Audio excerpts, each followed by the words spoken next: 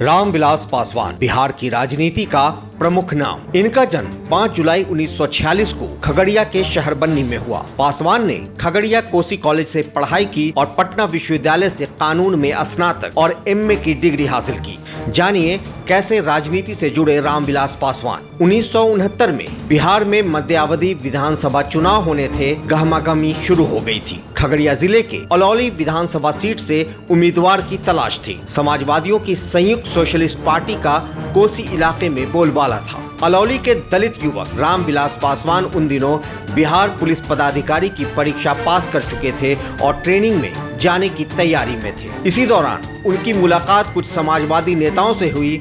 उन नेताओं को खगड़िया के अलौली सीट के लिए पढ़े लिखे दलित नौजवान की तलाश थी। युवा रामविलास पासवान में उन लोगों को नेतृत्व की छवि दिखी। उन्हें पुलिस पदाधिकारी की नौकरी का मोह छोड़ राजनीति में आने का प्रस्ताव दिया गया। इसी बीच मध्यावधि चुनाव की भी घोषणा हो गई। चुनाव लड़ने के प्रस्ताव पर रामविलास थोड़ा हिचकिचाए, पर लोगों ने उन्हें भरोसा दिलाया। गाँव आकर पिता को अपने फैसले से उन्होंने अवगत किया और राजनीति में कूद पड़े। संयुक्त सोशलिस्ट पार्टी ने उन्हें अपना उम्मीदवार बनाया। उनकी टक्कर कांग्रेसी नेता मिश्री सदा से हुई। मिश्री सदा उन दिनों अलौली से विधायक हुआ करते थे।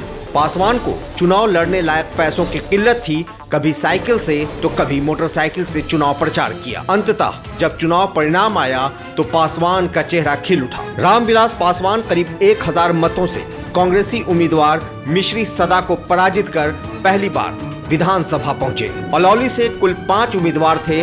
पासवान को 20,330 वोट आए, जबकि उनके निकटतम प्रतिद्वंदी कांग्रेस के मिश्री सदा को 19,424। इस चुनाव में संयुक्त सोशलिस्ट पार्टी को कुल 52 सीटें मिली। इसके साथ ही रामविलास पासवान 1969 में पहली बार विधायक निर्वाचित हो गए। जानकारी के लिए बता दूं कि रामविलास पासवान 1977 में जनता पार्टी के टिकट पर हाजीपुर से पहली बार लोकसभा सांसद निर्वाचित हुए थे।